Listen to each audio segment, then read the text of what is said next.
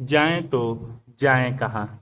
जत्र्या भाई अपनी बेटी इमली के साथ दरवाजे की चौखट पर बैठे सीढ़िया का इंतजार कर रहे थे। रात होने को थी, पर सीढ़िया अभी तक घर नहीं आया था। लगभग 2 साल पहले जत्र्या का परिवार सिंदूरी गांव से मुंबई आया था। अपना कहने को यहाँ दूर के रिश्तेदार का एक परिवार ही था। उन्हीं की मदद से जत्र्या भाई ने मछली पकड़ने के कटे हुए जालों की मरम्मत का काम शुरू किया। इससे तो उनका गुजारा न हो सका। घर का किराया, दवाई, खाना, स्कूल का खर्चा ही नहीं, पा, पानी भी पैसों से खरीदना पड़ रहा था। छोटे सीढ़िया को भी पास वाले मछली के कारखानों में काम करना पड़ा। सीढ़िया सुबह के 4 बजे से 7 बजे तक मछली साफ करता, छोटी बड़ी मछलियां काट छांटता। उसके बाद वह घर आता, थोड़ी देर सोकर दोपहर को स्कूल जाता, शाम को सब्जी मंडी में घूमता फिरता। कभी किसी मेम साहब की थैलियां उठाता तो कभी रेलवे स्टेशन पर जाकर पानी की खाली बोतलें ढूंढ ढूंढ कर कबाड़ी वाले को बेचता। जैसे तैसे ही चल रही थी उनकी जिंदगी, चित्र में दिखाई गई है। अब तो रात भी हो गई, लेकिन चिड़िया घर नहीं आया। इमली पड़ोसी के घर की खिड़की से टीवी पर नाच देख रही थी, मगर यात्री का मन टीवी देखने में नहीं लगता। यहाँ सब कुछ कितना अलग था, कितनी नई अजीब दुनिया थी। दिन काम का भगदड़ में चला जाता और शाम पुरानी यादें लेकर आती। सोचो और बताओ, यात्रा भीड़ में रहकर भी अकेला महसूस कर रहा था क्या? तुम्हारे साथ भी कभी ऐसा हुआ है? अपनी जगह छोड़कर नई जगह जाकर रहना कैसा लगता होगा? यात्रा जैसे परिवार के बड़े शहरों में क्यों आते होंगे? क्या तुमने ऐसे बच्चों को देखा है जो पढ़ने के साथ काम पर भी जाते हैं?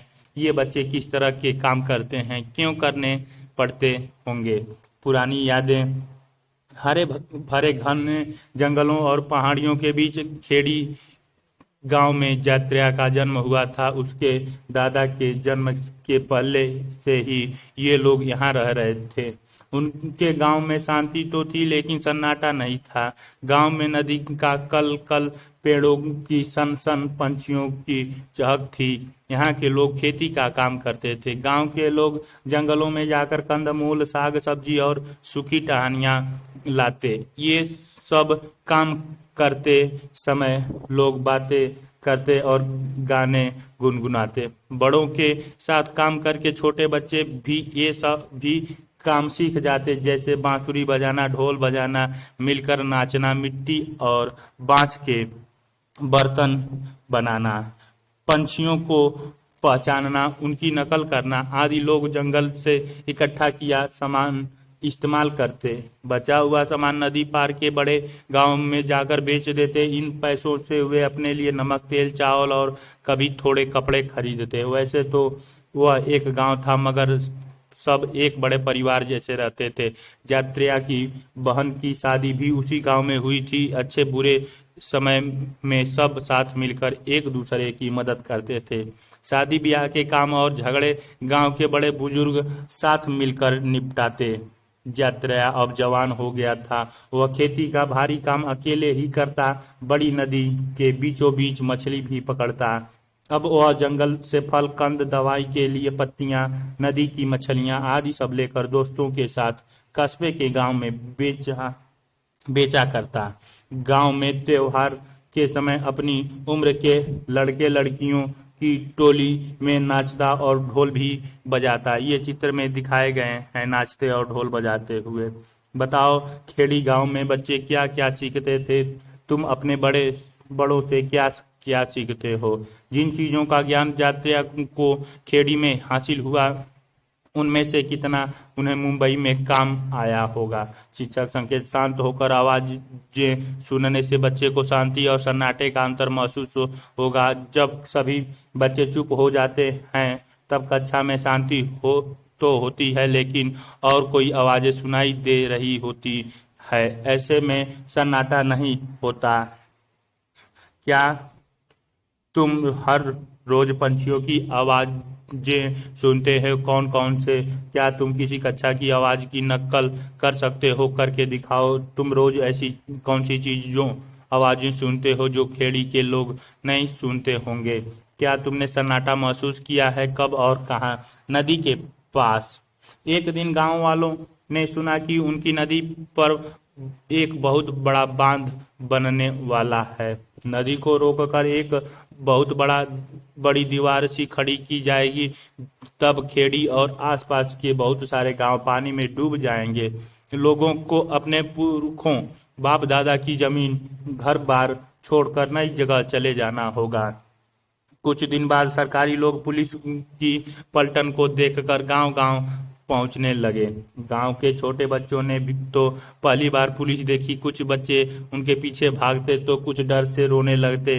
वे नदी की चौड़ाई, लंबाई, गांव के घर, खेत, जंगल सब नापने लगे। उन्होंने गांव के बड़ों के साथ मीटिंग भी की और कहा गांव को नदी किनारे से हटाना होगा। जिनके पास अपनी जमीन है उन्हें नदी पार बहुत दूर बसने के लिए नई जगह दी जाएगी। दूसरी जगह जहां जमीन मिलेगी वहां स्कूल, बिजली, अस्पताल होंगे। बस और ट्रेन भी होंगे। नए गांव में वह सब होंगे जो आज तक खेड़ी के लोगों ने सोचा भी न था। उसके माँ बाप और गांव के कई बड़े बूढ़ों को अपना गांव छोड़ना पसंद न था। यात्रा भी यह सुनकर थोड़ा सहम जाता, थोड़ा खुश भी हो जाता। सोचता वह शादी के बाद दुल्हन अपनी दुल्हन को नए गांव के नए घर में ले जाएगा।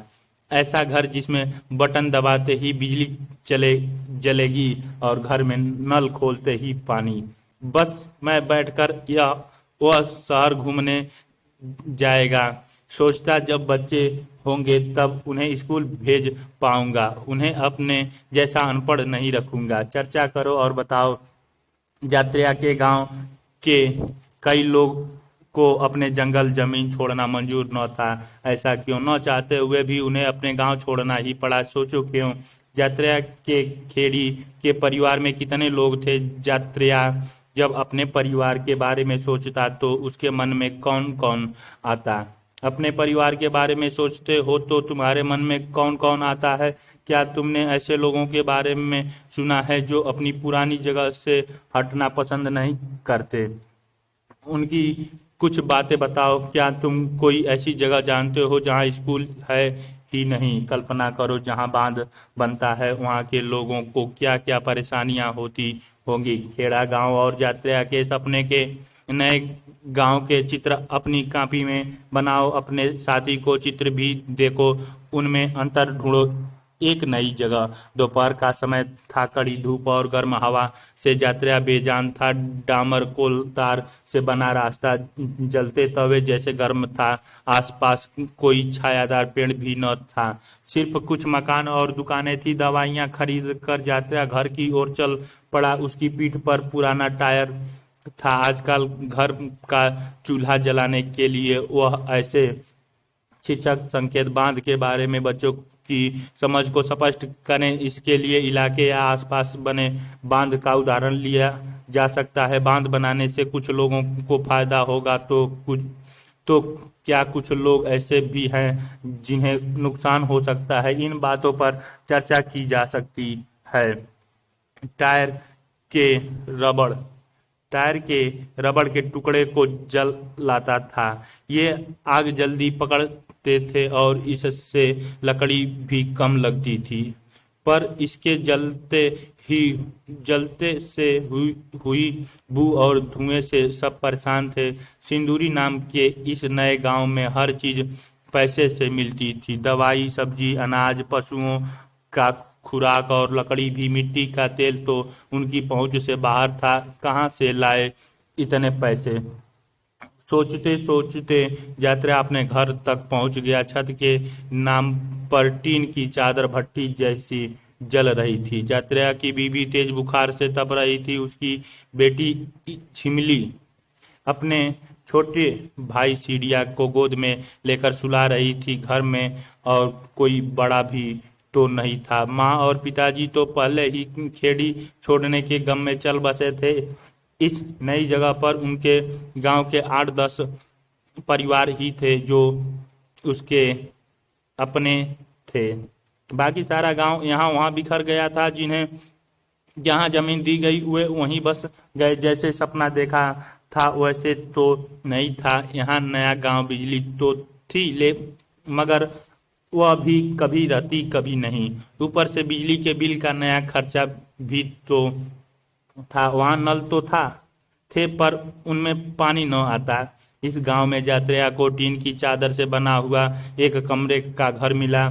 उसमें पशुओं को रखने की तो जगह ही नहीं था। थोड़ी सी खेती की जमीन भी मिली थी मगर वह खेती के लायक नहीं थी। बड़े बड़े पत्थरों और कंकड़ों से भरी थी। यात्रिया और उसका परिवार फिर भी जी जान से उसमें मेहनत करते मगर धान खाद के को खरीदने में जो पैसे खर्च होते उतने भी हाथ न आते।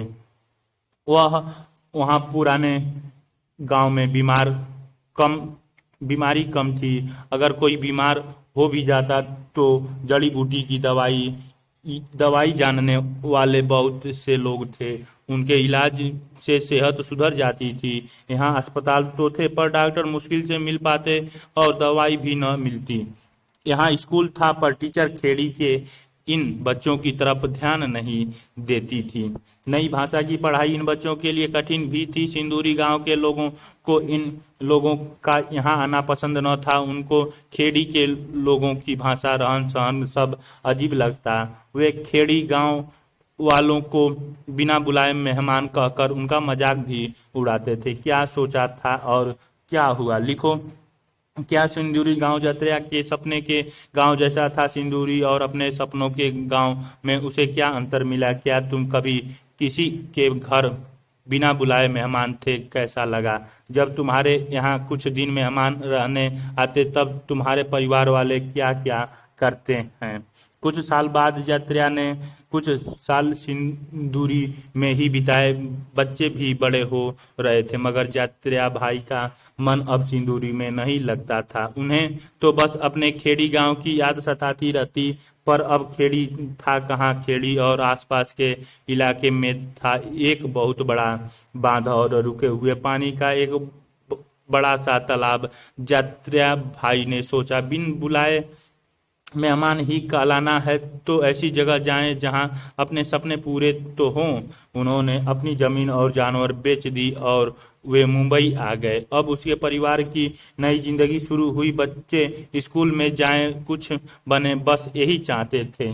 यहाँ के हालत अच्छे तो नहीं थे मगर धीरे धीरे शायद सब ठीक हो जाएगा, यही वे सोचते थे। यात्रा अपने खेती, एक कमरे की रहने की जगह की मरम्मत के लिए पैसे बचाने शुरू किए। उनके रिश्तेदारों ने कहा, मत बर्बाद करो ये पैसे, शायद हमें यह जगह भी छोड़नी पड़ेगी। हम बाहर से आने वाले लोगों के लिए मुंबई में रहने की जगह नहीं है। यात्रा भाई यह सुनकर डर गया। उन्होंने सोचा, खेड़ी छोड़कर सिंदूरी गांव में, उसके बाद अब यहाँ मुंबई में, अब यहाँ से भी हटना पड़ेगा तो जाएंगे कहाँ?